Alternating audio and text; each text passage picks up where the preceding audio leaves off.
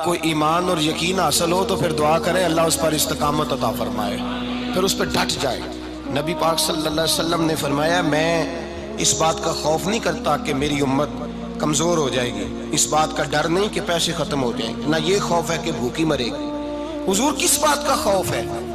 तो नबी पाक ने फरमाया खौफ ये है कि इनका यकीन कमज़ोर हो जाएगा।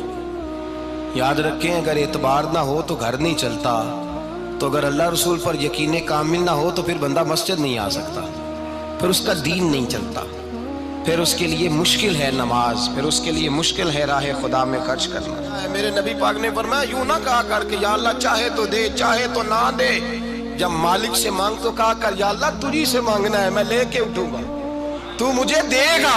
फरमाया जितना तेरा यकीन कामिल होगा उतना ही